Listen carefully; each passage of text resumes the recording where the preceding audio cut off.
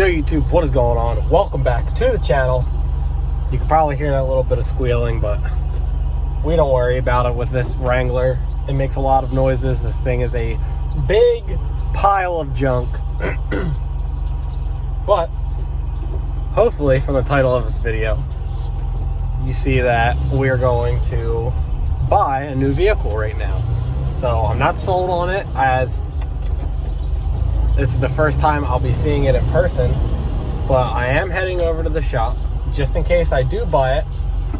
My dad is going to drive me up there. I'm going to get his opinion on it also, and if I buy it, I'm going to need to drive it home, and I can't leave one of my vehicles sit wherever this new vehicle is at.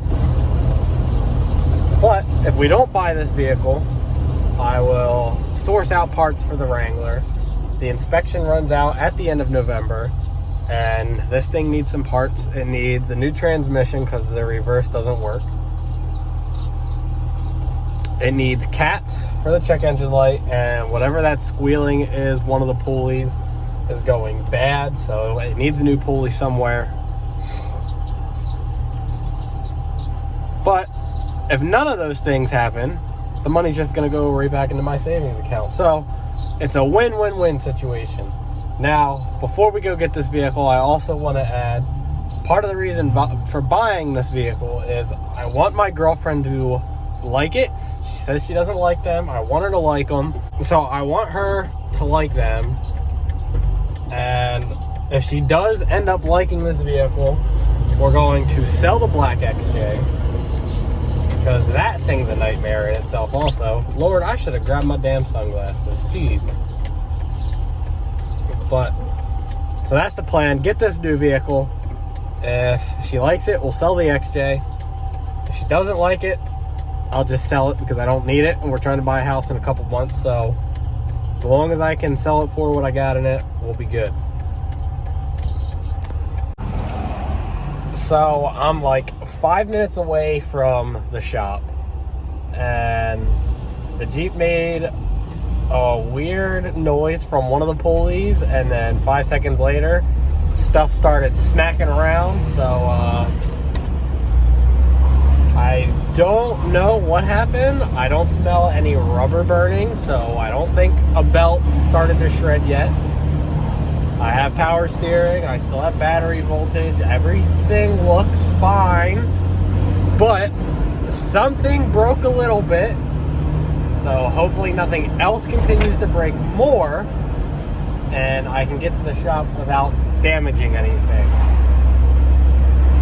We're so close, so close. Are you ready to see the new vehicle?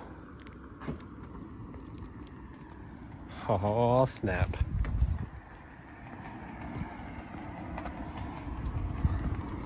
It is a limited, which means we have a V8. Now, it is a ZJ. That is the body style, is a ZJ. But if you know anything, the 98s came with the 5.9, and they are super hard to find in good condition. This is a 96 with a 5.2 liter V8 in it. Only has we just flipped 112,000 miles on it. It, as you can tell, doesn't have the leather interior. Somebody took the leather interior out, but it does have the heated seat controls. I mean, this thing's all original in here. I'm the officially third owner of it. Now, it does have some issues. Tires on it are not one of them. These things, I can't even get my finger to the bottom. Brand new all-terrain tires. Brand new lower control arms all around. It comes with brand new upper control arms, which are in the back. This rocker panel is kind of getting to being completely gone. This one is a complete loss, but thankfully it also came with new rocker panels and the covers for them. So we got rocker panels, have control arms, have plug wires, which it doesn't seem it needs, but they're there, and has a fuel pump because the float for the gas gauge does not work. So they bought a whole new fuel pump for it because the The guy said he figured if he's going to have to fix something, might as well fix it right. So we have a whole new fuel pump. It does need cleaned properly, which I will probably do tomorrow.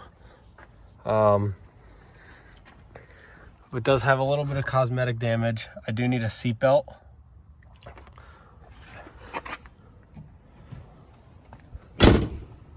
But everything works on this. Cruise control works. The auto headlights work. All the windows work. Like literally everything works. Sunroof works. Everything on here works. The only thing that doesn't work on here is the miles per gallon. Like I said, because the float is broken. It is going to need inspected, which is why it comes with all these parts. So hopefully with all these parts installed, we can get it through legally and the right way. Even the screen, everything on the screen works. The only thing I got to do is change the clocks on the radio and the screen. What else? Besides cleaning and installing the parts, it has a sensor that is bad. The coolant temp sensor, they say, is bad, but let me show you guys how shiny everything is underneath.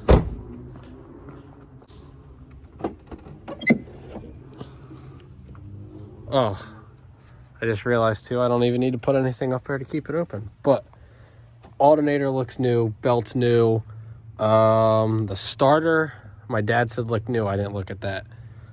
They replaced the water pump on that. Actually, the battery looks new and the terminals. Didn't notice that either. Wait, what is that? Oh, that's coolant. Oh, that's the washer fluid. I thought that was the washer fluid for a second.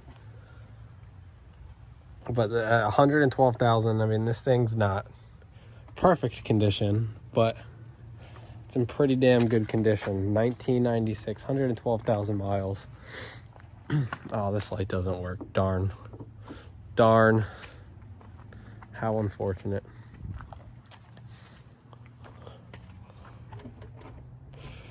Oh, that needs more force than I was hoping it needed. But yeah, I mean, this thing is clean. Let's see what blemishes I can find on the body besides the rust. Quick walk around. The paint's coming off there. Dent there. Paint on the bumper. It does have a trailer hitch. It doesn't have the wires though. Not seeing any wires, but it does have the hitch. What else? Roof's good. Glass for the sunroof is also good. And the sunroof works. Now the headliner is also coming down. I think that's the sunroof visor headliner. Headliner everywhere else is starting to sag. But yeah, I'm excited. This is my first Grand Cherokee that I've owned, my first V8 that I've owned, so this is probably the most powerful vehicle that I've ever owned. It needs a little bit of love, not a whole lot. I can't wait to clean it up, get some floor mats in here, get these rocker panels on, get her looking right. Probably gonna have to get a new radio. Not a fan of the stock radio. I think the speakers are blown somewhere, but it needs some TLC, which I am down to give it. I have no issue giving it some TLC, make it right. But now, the reason for buying this. Maddie, my girlfriend, does not like Grand Cherokees. And I don't want to own a Grand Cherokee without a V8. So I wanted the V8.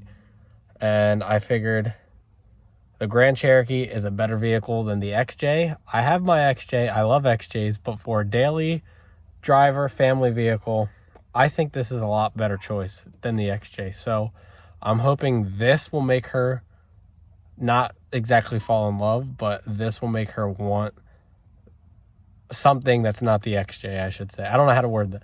I hope she wants this and not the XJ, and we can get rid of the XJ. So as of now, the XJ is up for sale. So if you want that XJ, $1,500, we will sell it to you. No negotiation, $1,500, it's yours. Well, every issue that comes with everything we've done to it, whatever, it's yours. Take it. $1,500. clean title. So yeah, that's just a quick spiel, quick walk around of the Jeep. If you guys have any questions about it or any questions at all, comment it down below. I'll respond to your comment. Make sure I do. But yeah, I hope you guys enjoyed. I hope you enjoy this new Jeep. I hope we have some fun with it. Talk to you guys later. Peace out.